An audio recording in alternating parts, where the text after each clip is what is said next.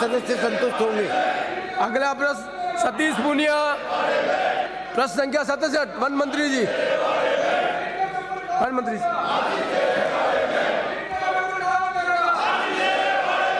खंड 1, प्रदेश में जनवरी 2019 से जनवरी 2022 तक रणथंभौर अभ्यारण्य, सरिस्का अभ्यारण्य एवं मुकंदरा हिल्स राष्ट्रीय उद्यान आदि अन्य वन्य क्षेत्रों से बाघों के लापता व गुमशुदगी, अवैध शिकार व क्षेत्रीय अधिकार को लेकर आपसी टकराव तथा मौतें होने का वर्षवार विवरण परिशिष्ट 1 के अनुसार है।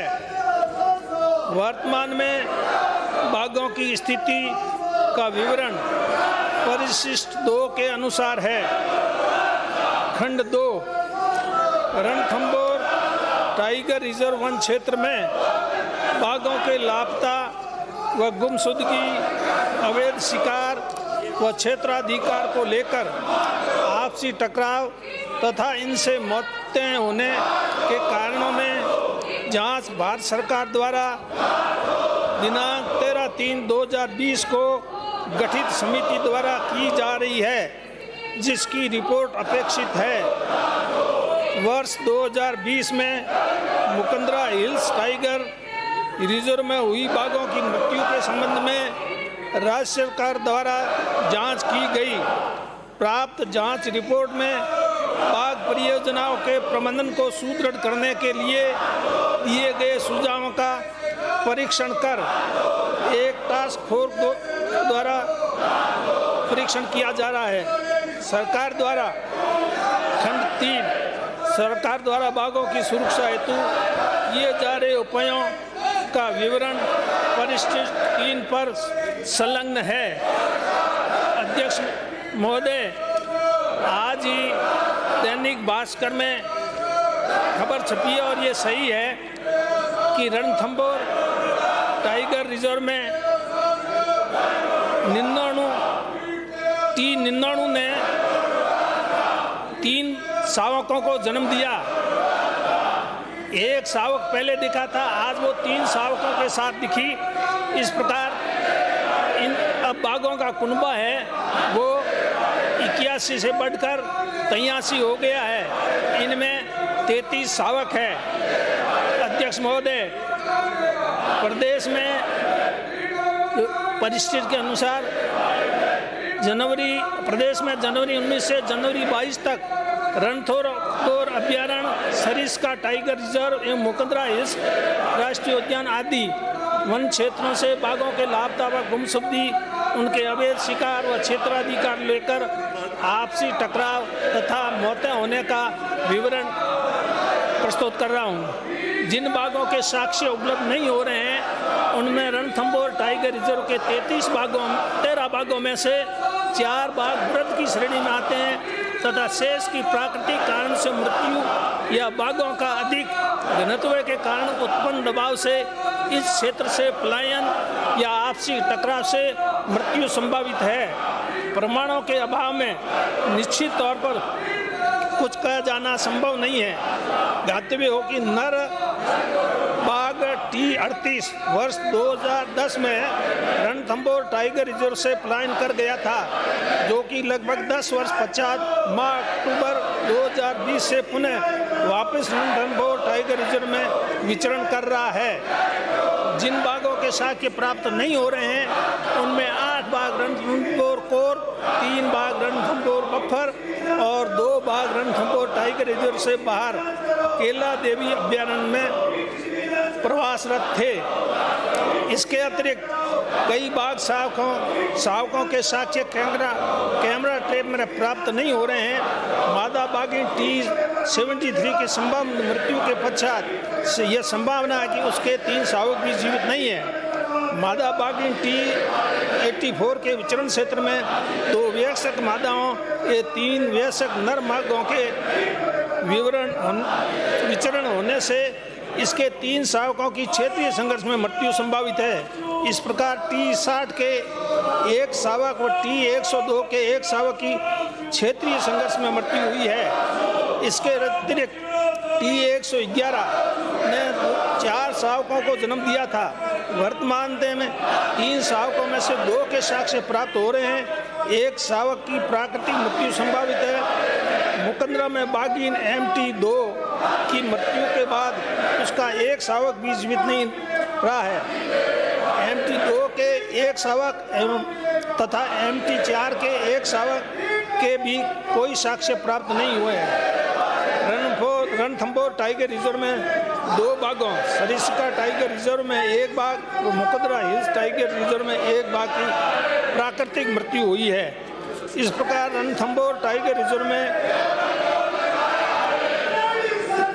2 बाघों मुकंदरा हिल्स टाइगर में 1 बाघ की इस अवधि में शिकार के कारण टाइगर की मौत का कोई प्रकरण प्रकाश में नहीं आया है। बाघों की वर्तमान स्थिति इस प्रकार है। रणथंभौर टाइगर रिजर्व नर 23, मादा 30, शावक 19, कुल 72। धौलपुर नर 1, मादा 0, कुल धौलपुर में नर 1, मादा 1, शावक 2, कुल 4। रामगढ़ विषधारी अभ्यारण्य में नर 1, कुल 1। केला देवी अभ्यारण्य में नर 1, मादा 1, शावक 2, कुल 4। सरिस्का टाइगर रिजर्व में नर 9, मादा 11, शावक 5, कुल 25। मुकंदरा टाइगर रिजर्व मादा 1, कुल 1। इस प्रकार नर 35, मादा 44 और शावक 28, कुल 107 आज भी है। वर्तमान में बाघों की संख्या रणथंभौर टाइगर रिजर्व की वर्ष 1973 में स्थापना के बाद की अब तक की यह अधिकतम संख्या है। वर्तमान में नर एवं मादा बाघ का अनुपात भी 1:1.3 है। वर्तमान में 32 मादा बाघिनों रणथंभौर 30, करौली 1, धौलपुर 1 में से अधिकांश प्रजनन आयु में है, जिसके कारण नए शावकों के जन्म में भी वृद्धि हुई है। वर्ष 19 से 21 के बीच 44 शावकों रणथंभौर 40, करौली 2, धौलपुर 2 का जन्म हुआ है। रणथंभौर टाइगर रिजर्व में वर्ष 2006 से 2014 तक भारतीय वन्य जीव संस्थान देहरादून द्वारा किए गए एक शोध में ये उल्लेख किया गया है कि रणथंभौर टाइगर रिजर्व के रणथंभौर नेशनल पार्क एवं सवाई मानसिंह अभ्यारण्य क्षेत्र में टाइगर घनत्व कैरिंग कैपेसिटी के बराबर पहुंच चुका है। शोध के समय रणथंभौर टाइगर रिजर्व प्रथम के क्षेत्र में 43 वयस्क बाघ थे, जबकि वर्तमान में बढ़कर 23 नर 30 मादा कुल 53 वयस्क बाघ हो गए हैं। वर्ष 2011 में राष्ट्रीय व्याघ्र संरक्षण प्राधिकरण द्वारा गठित मिसिंग टाइगर के संबंध में कमेटी ने अपनी रिपोर्ट में स्पष्ट उल्लेख किया है कि रणथंभौर नेशनल पार्क में 40 से अधिक बाघों की संख्या पार्क प्रबंधन के लिए हमेशा समस्या का कारण रही है। वयस्क होने पर बाघ या तो अपनी टेरिटरी से दूर चले जाते हैं या पूर्व में स्थापित बाघ बाघिन को उनकी टेरिटरी से विस्थापित कर देते हैं। बाघों की बढ़ती संख्या के लिए रणथंभौर टाइगर रिजर्व में पर्याप्त क्षेत्र उपलब्ध नहीं है। रणथंभौर टाइगर रिजर्व में बाघों की बढ़ती संख्या के कारण बाघों के क्षेत्रीय संघर्ष की घटनाएं में भी वृद्धि हुई है। वर्ष 2021 में ही क्षेत्रीय संघर्ष की 10 से अधिक घटनाएं हुई है, जिनमें 5 बाघ बाघिनें T-84 मादा, T-124 मादा, T-34 नर, T-120 नर, T-123 नर एवं T-129 नर के छोटे आने के साक्ष्य प्राप्त हुए हैं। मादा T-124 का मादा T-125 के आपसी संघर्ष में गंभीर रूप से घायल होने पर T-124 की कटी हुई जीभ का ट्रैकुलाइज कर उपचार किया गया।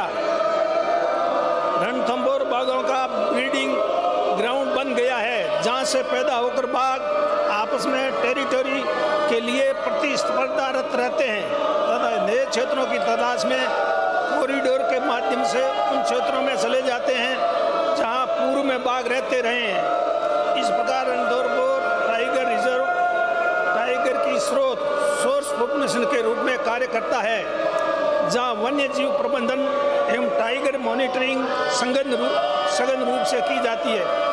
इसके सीमावर्ती क्षेत्र में बफर क्षेत्र घोषित है, जहां पर वन्य जीव प्रबंधन एवं टाइगर मॉनिटरिंग कोर क्षेत्र के स्तर से कम होती है। इसके बाद प्रादेशिक वन क्षेत्र अथवा राजस्व क्षेत्र में बाघों के पलायन करने पर से सिंक पॉपुलेशन माना जाता है, जहाँ वन्य जीव प्रबंधन टाइगर मॉनिटरिंग के प्रभावी प्रबंधन की कोई व्यवस्था नहीं होने से बाघ के जीवित रहने की संभावना बहुत कम हो जाती है।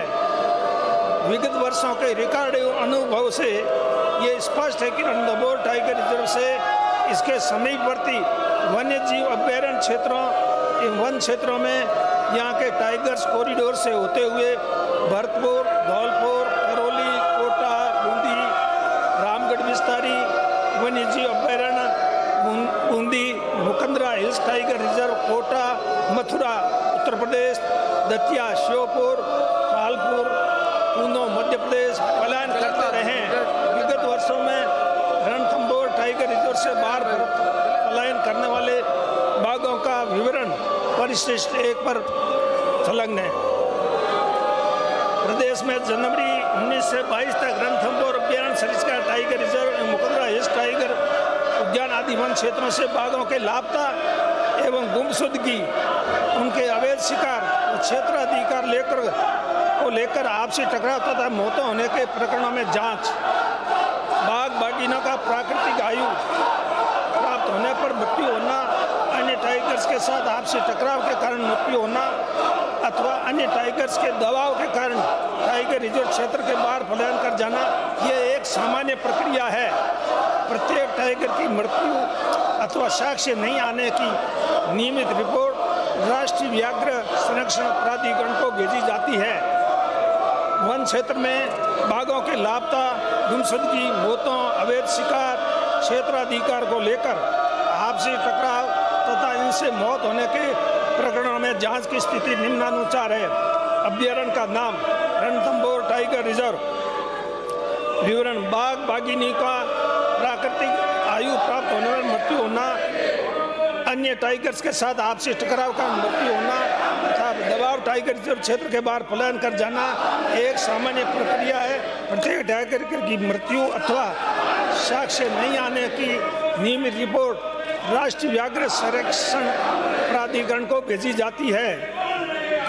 राष्ट्रीय व्याघ्र संरक्षण प्राधिकरण द्वारा रणथंभौर टाइगर के मिसिंग टाइगर्स की जांच के लिए AIGF NTCA Bangalore regional deputy director उत्तरी क्षेत्र वन्य जीव अपराध नियंत्रण ब्यूरो एवं श्री आयान साधु प्रोजेक्ट साइंटिस्ट टाइगर सेल भारतीय वन्य जीव संस्थान देहरादून की 3 सदस्यीय टीम का गठन 13/3/20 को किया गया है, जिसकी जांच प्रक्रिया अधीन है और जांच के आदेश की प्रति भी संलग्न 2 पर है। Mukundra hills tiger reserve. Mukundra hills tiger reserve में हुई बाघों की मृत्यु के संबंध में राज्य सरकार द्वारा जे आदेश क्रमांक F forest 2002 part 1 Jaipur dated 4/8/2020 से श्री योगेंद्र कुमार डक प्रधान मुख्य वन संरक्षक विकास राजस्थान जयपुर को जांच अधिकारी नियुक्त किया गया। जांच रिपोर्ट राज्य सरकार को प्रस्तुत कर दी गई है। जांच रिपोर्ट में बाघ परियोजनाओं के प्रबंधन को सुदृढ़ करने के लिए दिए गए सुझावों के परीक्षण हेतु टास्क फोर्स का भी गठन किया गया है। बाघों की सुरक्षा हेतु किए जाने वाले उपाय: बाघ संरक्षण एवं संवर्धन के लिए एक रणनीति पत्र तैयार किया जाकर सरकार से स्वीकृत हो चुका है। इस रणनीति पत्र का क्रियान्वयन किया जा रहा है। वन एवं वन्य जीवों की सुरक्षा हेतु अधीनस्थ स्टाफ के साथ बॉर्डर होमगार्ड एवं स्थानीय वॉलंटियर्स तैनात किए गए हैं।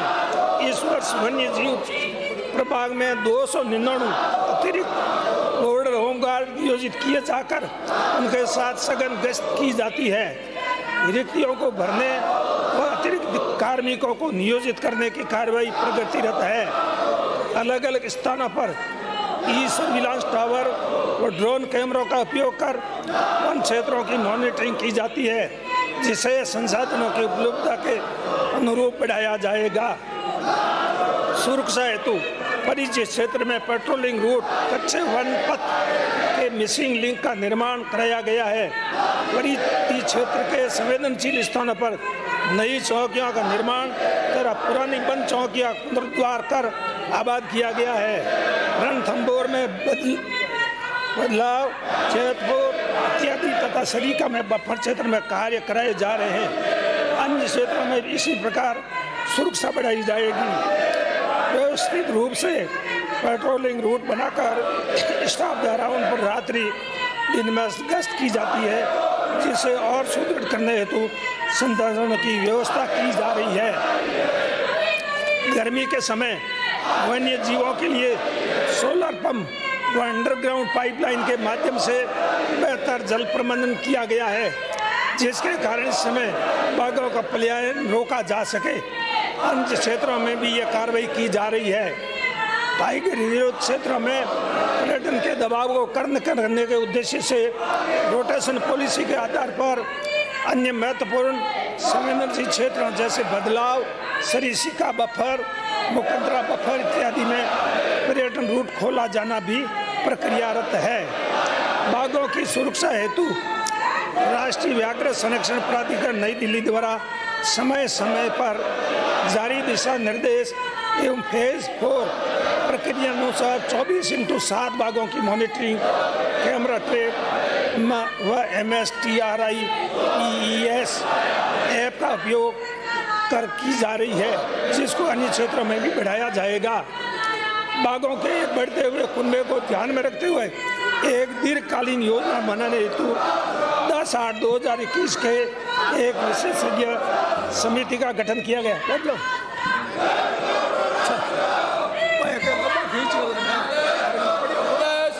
माननीय सदस्य, माननीय सदस्य, माननीय सदस्य, माननीय सदस्य, माननीय सदस्य, माननीय सदस्य, आप चेयर ऑन लेग। माननीय सदस्य, पार्लियामेंटेरियन हो, आपका प्रोटेस्ट का और तरीका भी हो सकता है। आपका गला खराब हो जाएगा, आपको जाके भाषण देना है। आप अपनी प्रोटेस्ट को दूसरे तरीके से करें और आपका प्रोटेस्ट रिकॉर्ड किया जाएगा। आप शांतिपूर्ण बैठ के अपना प्रोटेस्ट करें। आप इस प्रोटेस्ट का, मैं आपसे निवेदन करूंगा, प्रोटेस्ट का दूसरा तरीका भी सोचें। आप प्रोटेस्ट का दूसरा तरीका भी सोचें। मंत्री का जवाब का तरीका भी समझ में आ गया तो प्रोटेस्ट का तरीका, माननीय सदस्य, मंत्री का जवाब का तरीका भी समझ में आ गया, प्रोटेस्ट का तरीका समझिए। मेरा आपसे निवेदन है, आप अपना प्रोटेस्ट रखें, शांतिपूर्ण बैठकर अपना प्रोटेस्ट रखें, फिर अपना तरीका निकालें। माननीय सदस्य, माननीय सदस्य, माननीय सदस्य, माननीय सदस्य, माननीय सदस्य, माननीय सदस्य, माननीय राजेंद्र राठौर साहब, इधर चेयर, इधर उधर चेयर नहीं है। आप बहुत गलत परंपरा डाल रहे हो। आपको प्रोटेस्ट करना है तो चेयर के सामने करना है, उनके सामने नहीं करना। उस दिन भी दुर्भाग्यपूर्ण घटना हो गई, फिर आप प्रोवोक करोगे, फिर प्रॉब्लम होगी। आपको प्रोटेस्ट मेरे सामने करना, आप करिए। मैं आपसे निवेदन कर रहा हूं, आपकी प्रोटेस्ट की गंभीरता को ये भी सोचिए, बहुत पुराने आदमी है, प्रोटेस्ट का कोई दूसरा तरीका भी हो सकता है। ये आपके हाथ में लिखा हुआ है। आपसे मेरा अनुरोध है, आपका गला खराब हो जाएगा। माननीय सदस्य, किसी की बीपी बढ़ जाएगी, डॉक्टर को बुलाना पड़ेगा। आप सबसे निवेदन है, आप प्रोटेस्ट का दूसरा तरीका निकालें। आप प्रोटेस्ट का, आपकी प्रोटेस्ट को करें, लेकिन दूसरा तरीका भी सोचें जिससे आपका प्रोटेस्ट भी हो सके, आपका स्वास्थ्य भी ठीक रह सके, आपका स्वास्थ्य भी ठीक रह सके, आप अपनी पार्टी में जाके भाषण भी दे सको, सब चीजें ठीक रख सको। मेरा आपसे निवेदन है, मेरा आपसे सानुरोध प्रार्थना है, मेरी आपसे सानुरोध प्रार्थना है, आप प्रोटेस्ट के तरीके को बदलें, जिससे नहीं बदले। धन्यवाद। अगला प्रश्न,